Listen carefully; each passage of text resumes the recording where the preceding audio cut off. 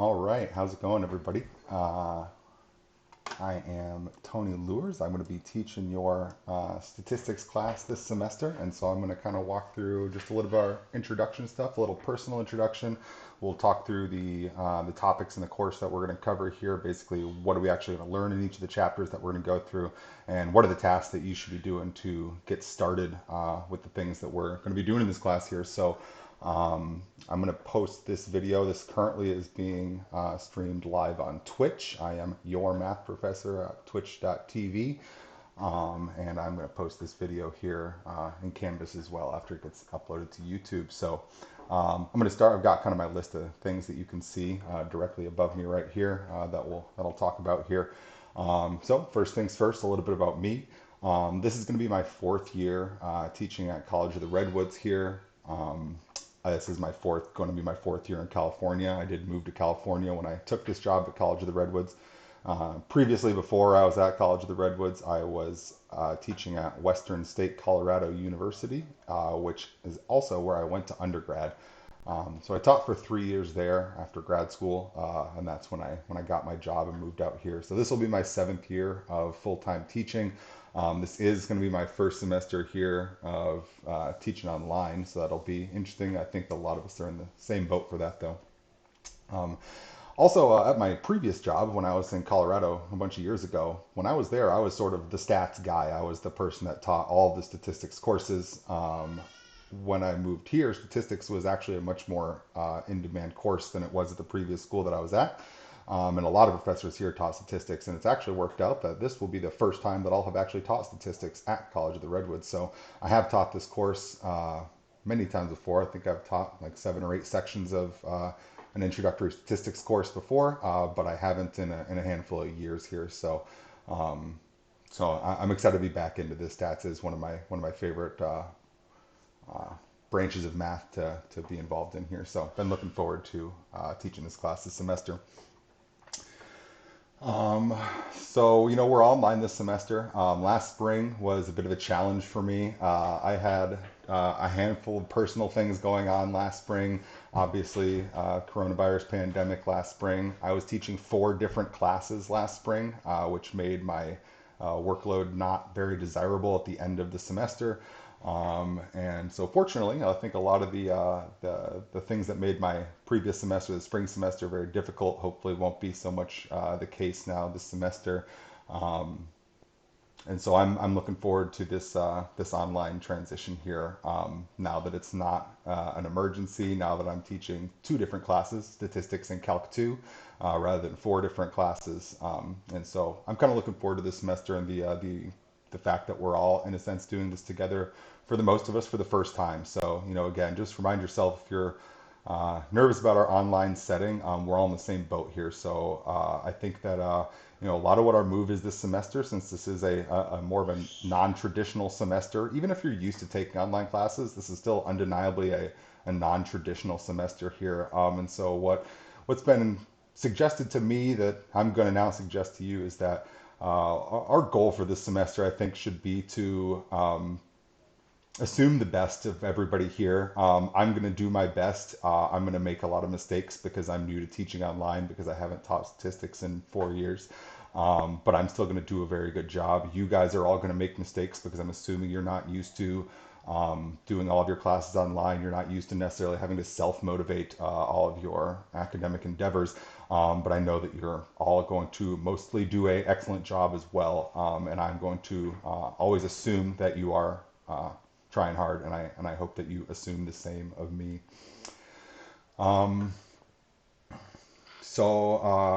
And I guess my last kind of personal statement here is I am live streaming these lectures via Twitch rather than Zoom. I want to talk slightly about that both personally and professionally. On the one hand, based on the fact that I do now have a small child, my son is 10 months old. Having a new child and having a pandemic, I actually do watch a lot of Twitch. If you're not familiar with Twitch, otherwise it's generally used for live streaming video games. So I do watch a lot of Twitch. It did not occur to me actually to use Twitch for my class until I was discussing all the issues I was having with Zoom with my brother. And Zoom is going to serve us very well for our office hours this semester. But what I've been finding is that when I try and save recordings, like this one, for example, Zoom it just gives me much lower quality recordings to the point where I couldn't see my own handwriting on my digital tablet that I have, and that's obviously a bit of a problem there. So it's important that you guys can see my recordings. Like I don't just want to do live lectures that then just aren't useful to anybody afterwards. So to ensure that we have good video quality for our recordings, that's one of the major reasons that I'm using Twitch, because it's doing a much better job of saving better quality recordings after the content has been created there. So I appreciate my brother for making the joke that I should use Twitch, because I think it's actually going to hopefully turn out to be a convenient and reliable way for us to, for me to get information out to you guys this semester. So I think that's what I've got on my list of things to talk about for my personal introduction here. The second thing is I wanted to do a course introduction. I basically want to say what are the chapters that we're covering this semester, and what do those things really mean. I often find that textbook chapter titles are basically meaningless to the reader until you already know the content. And so what I want to talk about now is like I'm going to, have a list. You can see up on the screen right here of all of the chapter titles that we're going to go through this semester. But I want to talk like, what does that even really mean? Kind of the point is a lot of vocab words here that we don't necessarily recognize yet. So I want to kind of talk about some of the basic concepts that we'll be studying this semester in slightly more layman's terms than what the book gives as far as chapter titles go. After we talk through those, I'll just give you guys a quick walkthrough of the content that I have posted in Canvas. What should you be kind of paying attention to right now? What are the tasks that you should be focusing on at the beginning of this course here? And that'll be the all we got for this video here. So let's go ahead and talk through the stuff that we're looking at over here. And then again, all we're going to do is just talk through like what are the chapter titles and what do those things actually mean that we're going to discuss here.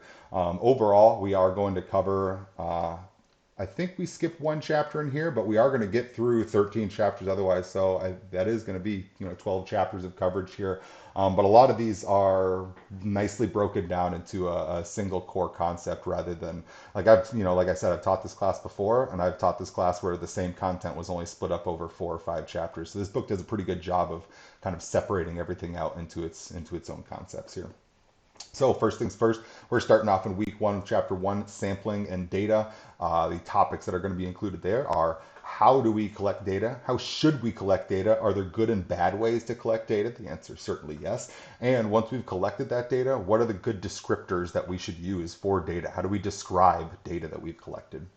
In chapter 2, we'll go into more detail with that. Descriptive statistics, that word descriptive, obviously talking about describing the statistics that we have computed from our data.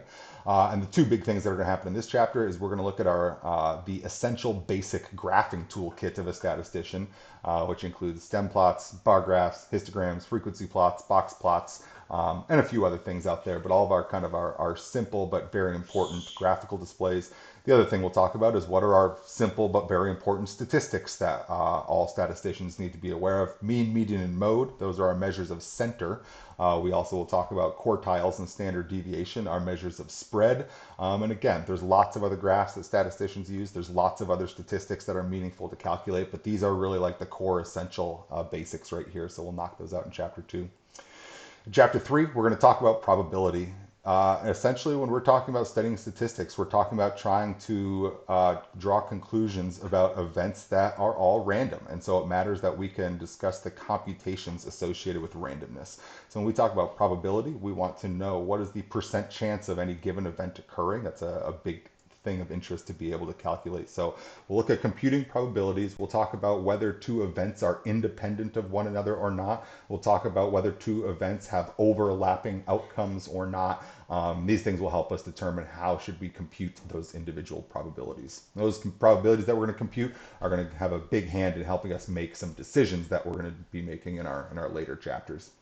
Chapters 4 and 5 are, you should see their titles and descriptions are very similar to each other. We have discrete random variables and continuous random variables.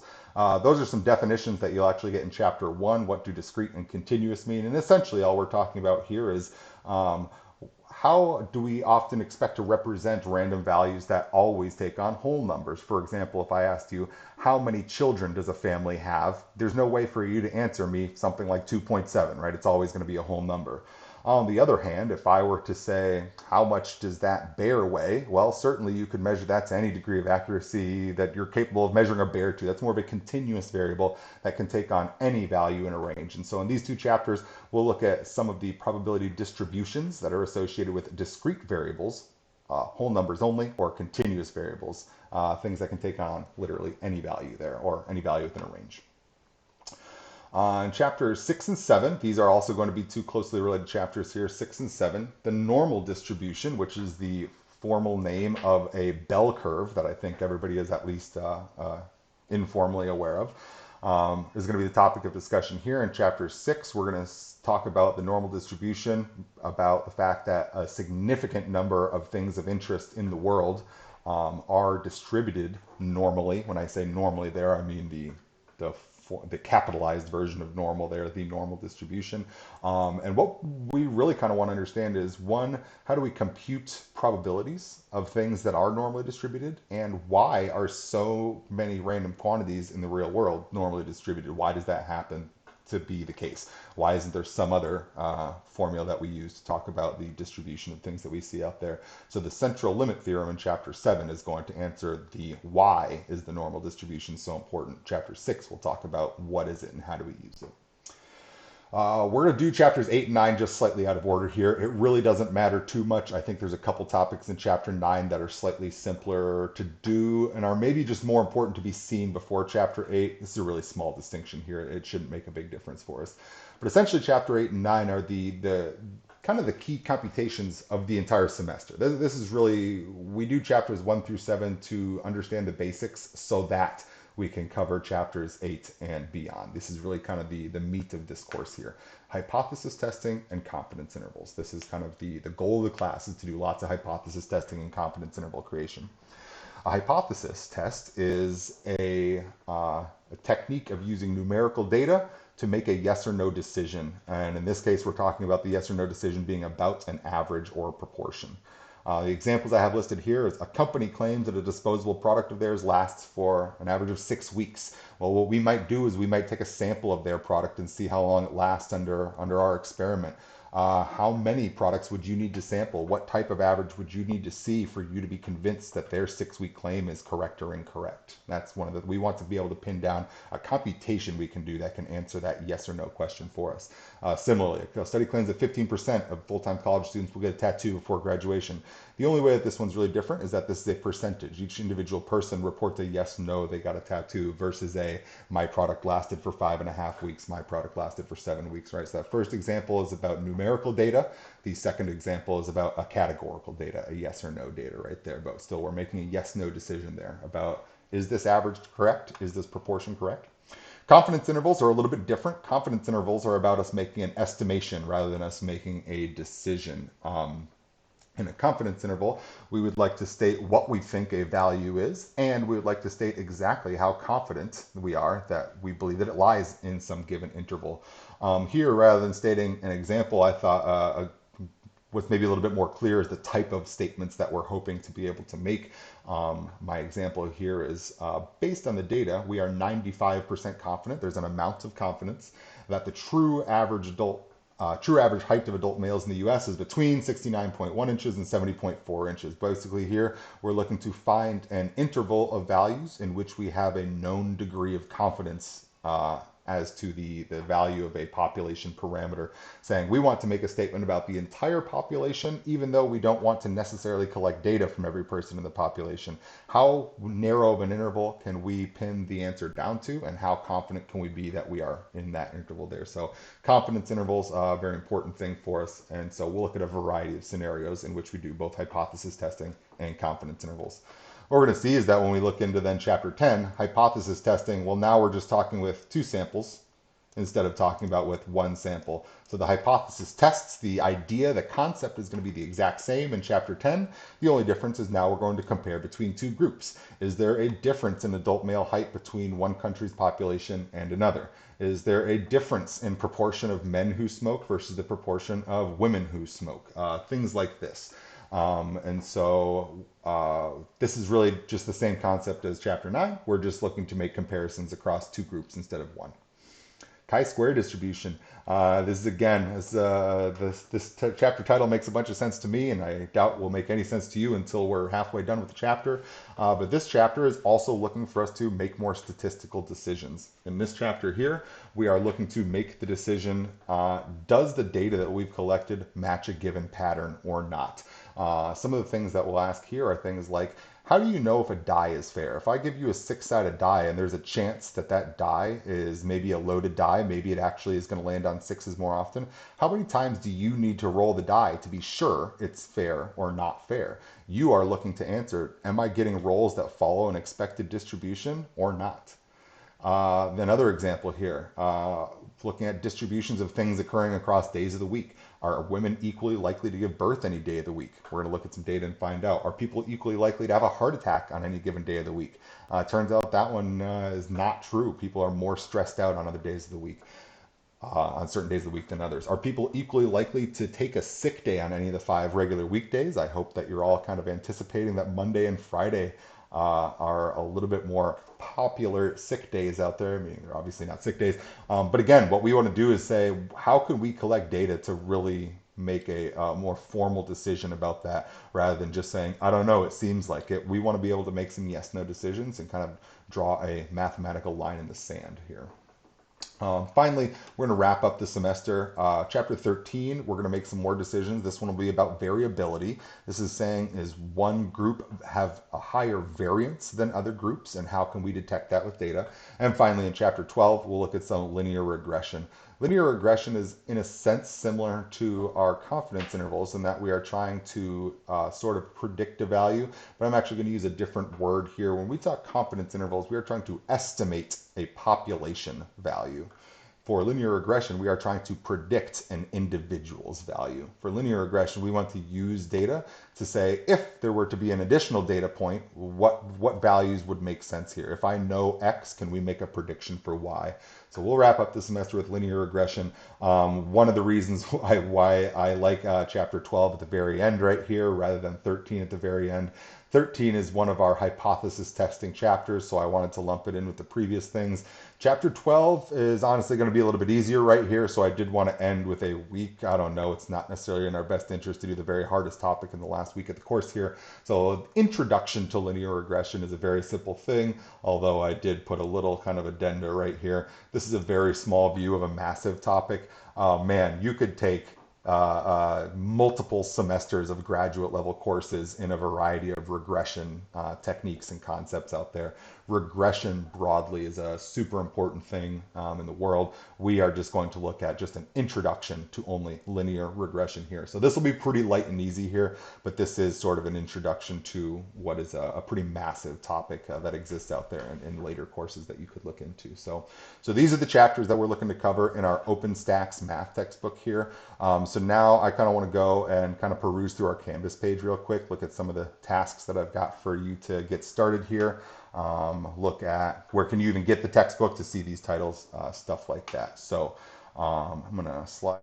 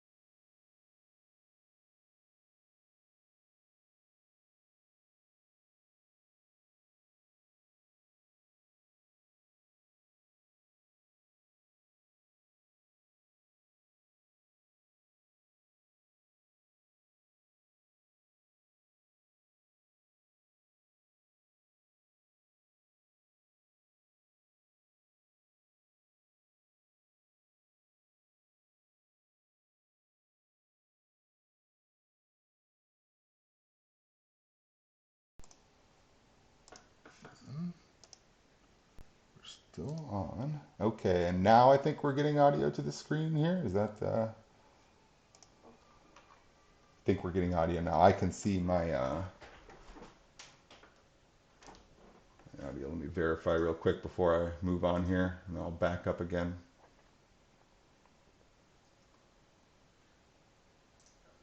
All right, I'm getting some audio here. Okay, all right, let me back up here a little bit. I didn't turn on my audio on this screen right here. I only had it on my previous screen. So just to back up a little bit here, some of the things I was saying.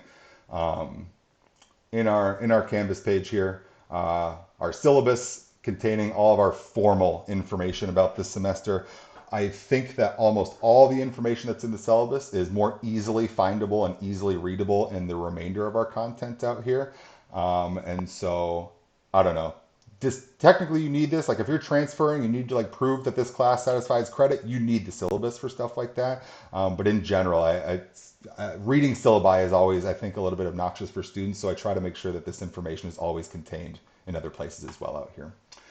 Textbook information, introductory statistics. We're using OpenStax. You can get the textbook information here at this little page in Canvas. This has a link that will take you directly to the page that we're at here. My little blurb that I just want to say to you guys about OpenStax is, so this is our primary textbook for the semester, but I do just want to say, like, any math or science class that you're taking for the rest of your life, it's a good chance that Rice University has assembled a team of like good faculty to write a free textbook for it. So like, I don't know, there's just been classes I've taken in my life where I haven't really liked the textbook that's being used, and sometimes it's worth it to just have a second option out there. So like, just be aware that OpenStax, their plan is to make like lots of books and for them to always be free. And this seems like a pretty good book. I haven't used this before, but a lot of professors seem to be adopting a lot of OpenStax books here. So after this class, remember this. This is a good free resource. It's just a good second option forever right here for textbook stuff. So I do talk through a little bit in our Canvas page, the view online, download the app, download a PDF, order a print copy, however you want to use, be accessing this book. I've described all of those things right there, kind of my opinions on each of those right there. So again, you get a bit of a personal choice there for you, but make a smart personal choice right there. So there's our information about our textbook. The next section that's coming up right here is semester content schedule. If you were looking at our Canvas page a couple days ago, I just added this little section right here, semester content schedule, this morning. I kind of just forgot to add it, but this is basically just a PDF that just says what sections of the book do I plan for us to cover in what weeks of the class. This is a hope. That is an important word that is right there. I'm not 100% confident that we'll manage to stick to the schedule, but this is my sort of best case scenario. So we will do our best to all stick to that semester schedule there of content. Lectures, my plan right now is to do 2 lectures a week on Mondays and Tuesdays. And we are doing our lectures. We had decided ours are 10:30 to 11:30 on Mondays and Tuesdays is when I'm planning on doing our statistics things. If it's the case that we need more, then I'll probably just do another one on Wednesday or something like this. Basically, my plan is that I would like to be able to create and provide live content. Over the summer, I thought about how I wanted to provide a lot of this content, and I decided I really didn't want to do too much of just pre-creating videos that just pre-existing material, I guess. I want to be able to do this more in the moment so that things are always directly relevant to what we did the week before and the week after here. So it is my plan to always do this weekly live video stuff, Mondays, Tuesdays, Wednesdays if necessary. And again, if you can make them on Twitch, great. If you cannot, then that is never going to be a required attendance live via Twitch here. But it is the way, if you want to have some interaction with me in the chat room in Twitch, for example, Infinitesimal Prince, thank you very much for pointing out my audio issues right there, stuff like that, then certainly join us here. You can certainly interact with me during these live lectures if you'd like. Otherwise, view them afterwards at your leisure. In general, basically, when I'm done with these videos here, you can either go to this Twitch page and view the videos there. Twitch will only keep the videos for 2 weeks. I am always going to download the videos from Twitch, re-upload them to YouTube, and post those YouTube links in Canvas. So if you want, you can always just access 100% of the course videos just in Canvas. That is always an option there. Or if you like going to YouTube, I'll have a YouTube page. Or if you like going to the Twitch page, go to the Twitch page. But you will never have to go necessarily outside of Canvas if you don't want to get all that stuff. The weekly guide. Every week I'm going to basically post a weekly guide that will essentially be your instructions for the week. It's going to say things like, first, do this reading. Take these notes. Think about these examples. I'm going to say things like, I really like example 6 and 7. I think example 8 is dumb. Skip it. Example 9 is going to be on the homework, right? So I'm going to give you guys kind of like extra little highlights and lowlights associated with the section, things that are extra important, things that are maybe a little bit less important, kind of give you like a little bit more help. My plan is to avoid doing things like read section 3. Like that's just not super helpful as an instruction right there. So the weekly guides will include a little bit more specific information about suggested reading and note taking.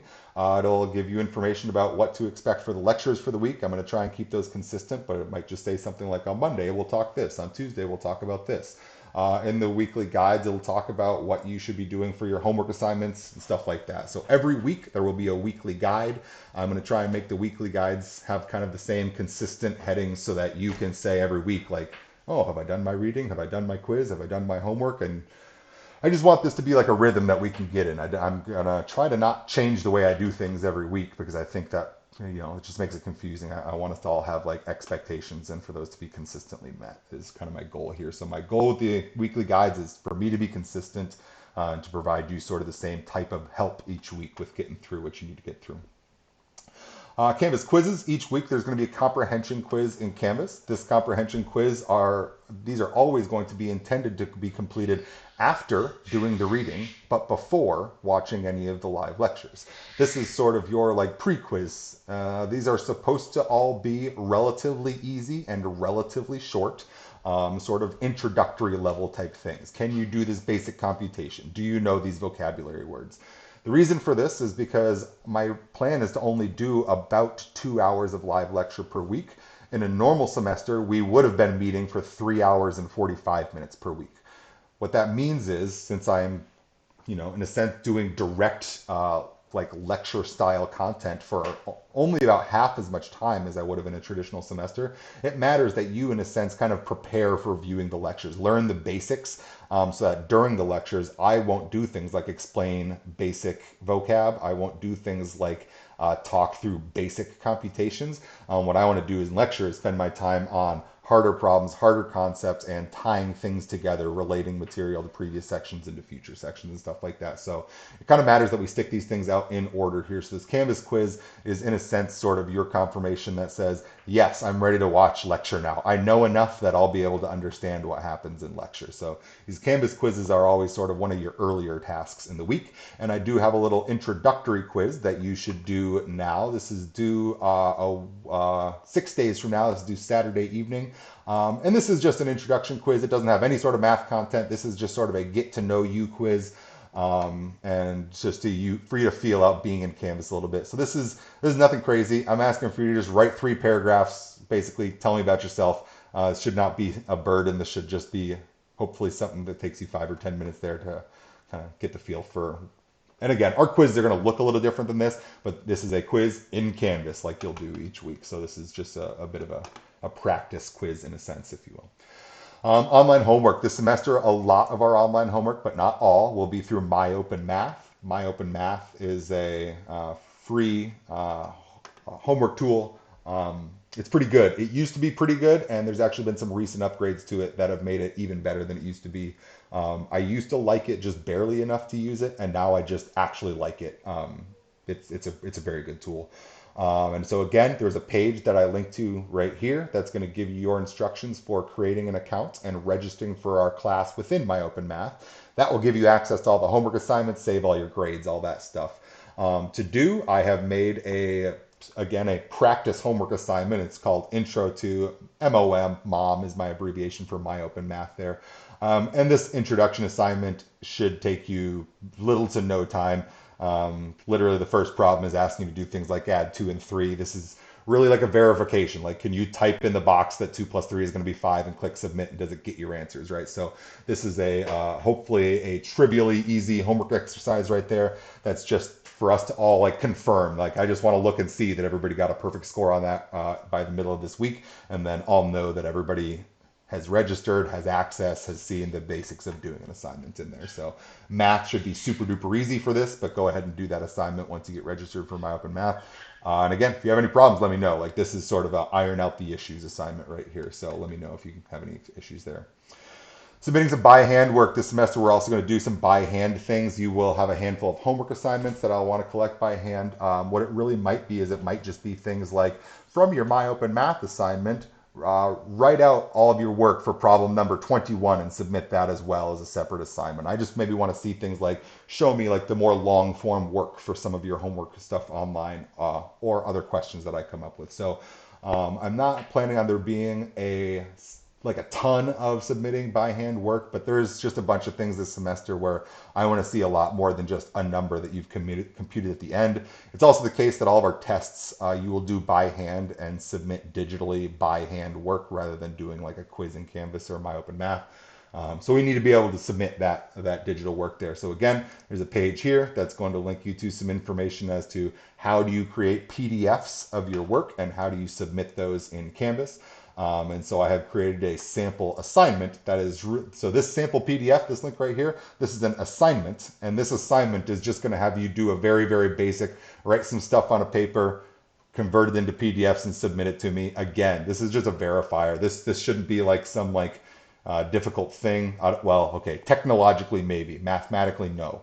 This should be hopefully a really simple thing for you to just kind of play around with an app that'll convert something into a PDF for you and for you to see what it's like to submit a digital document in Canvas right here. So again, hopefully this is also a simple task right there. And again, if you get stuck, let me know. All these things are kind of checkers to see that we've got capability of what we need. Last things down here, I've got a weekly writing assignment right here for our weekly writing assignment. Okay, can I scroll down? No, I'm falling off my bottom here, I see. So for our weekly writing assignment, let me just move my screen a little bit. I'm really not zoom it down anymore. For our weekly writing assignment here, each week you're going to write a little bit about what you did in the past week. You're going to have some options about what are the things that you're allowed to write about. I don't want this to be something where you feel forced into doing. This shouldn't be that you're doing extra tasks, and this shouldn't be that you're forced to write about a specific thing. I want there to be options out there so that you can just do a little bit of verbal communication with me to say, hey, I worked on homework with a classmate this week. Here's the problems that we did together. Or I went to your office hours this week because I didn't understand this concept and you explained it to me. And so now here's what I didn't understand before and what I do understand now. Or, oh, I didn't really understand where these graphs were coming from, but I found this other website and they explained how and why to create these graphs. And now I understand it because I went to that website. This is really just a way for you to kind of describe to me how are you engaging with this class beyond writing down a few definitions and computing a few numbers. This is sort of just tell me how you like legitimately interacted with our class in the past week rather than just did a few tasks. So this is something that I hope is easy for you to just do automatically at the end of each week, just to say, yeah, here's the things I did. I engaged with the class in this way. Here is some roadblocks that I hit and the ways that I got over them. This, again, this shouldn't be some long form thing. This isn't like write me a page. This is like write me a paragraph and be descriptive as to what are the things that you kind of did to learn some material this last week. So this weekly writing, I don't plan for this to be a major burden on anybody's week here, but this is to say I do want you to kind of talk to me a little bit more rather than just kind of submit some work. Finally, we've got office hours at the very bottom tab down here. My screen's being a little screwy for me right now. This office hours down here at the very bottom. This lists our Zoom office hours. We will have our office hours via Zoom this semester so that you guys can also have video coming back my direction so I can help you out some more. And there is our office hours schedule down there. It's maybe the case that people are going to be busy during these times that I have already pre-chosen for our office hours. That's totally fine. I am super down to help any of you guys at lots of other times.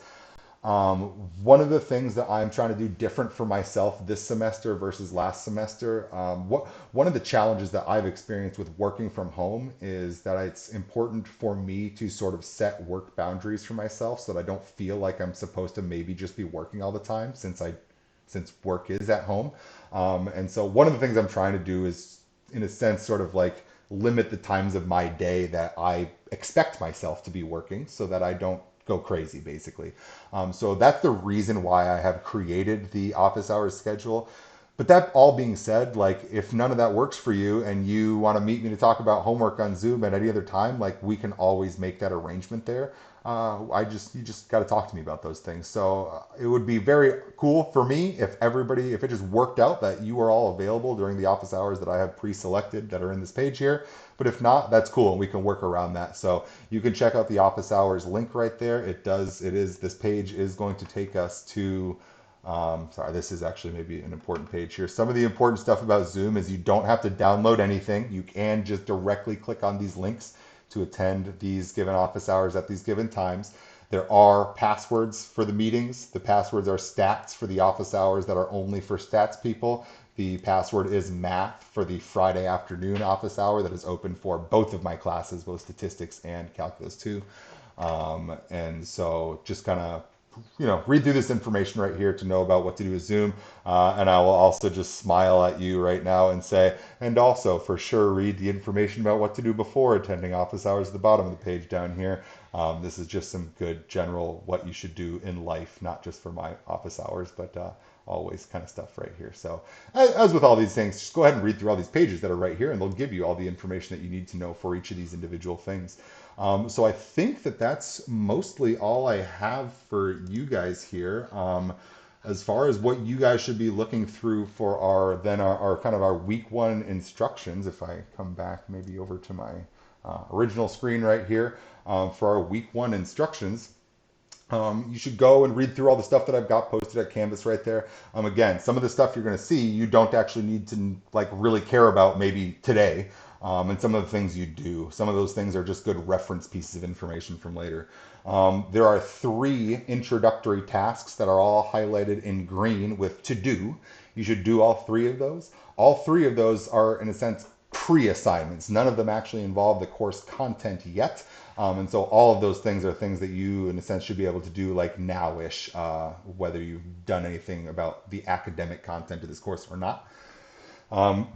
To see what we've got coming up for our true like week one content, we can go over to, in our courses here, we can go over to the modules view. And in the modules view for our course, you can see that there is course information, and I am going to go ahead and populate week one as a module basically right now, right as soon as this video wraps up. So the week one content is going to appear in the week one module right here, and that's where you're going to want to go essentially week for week. You can see that I have a bunch of blank modules in here right now.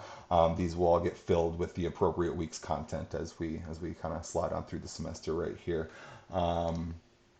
Tomorrow at 10:30, we're going to have our first the like kind of traditional video lectures here. It'll be at this exact page right here, Twitch at my math professor, if you want to be there live. And if not, then I will be downloading the video and re-uploading it to YouTube as soon as it's done. And so hopefully you should expect by Monday afternoon, Tuesday afternoon, you should expect to see those videos come up there. Those do take a little bit, by the way, and I am doing my calculus videos at 12:30 to 1:30 each day. It's probably the case that I can't upload this video to YouTube until after I do those. So I'm thinking that you should I am hoping that you should expect around like 4 or 5 o'clock each day for those days' videos to be then available as a YouTube link within Canvas. Again, so go ahead and get into Canvas there. You've got your 3 to-do tasks are sitting right there, and the week one content will be getting populated in the module this afternoon. So if you have any questions, send me an email, come to the live lectures on Twitch, come to office hours. Otherwise, good luck kind of working through some things here. Stay in touch with me. If there's any questions you got, just let me know. I'm sitting in my email all day, every day. So I'll hopefully be seeing some of you guys in some of our other modalities this coming week here. welcome to the fall semester. We'll see you guys.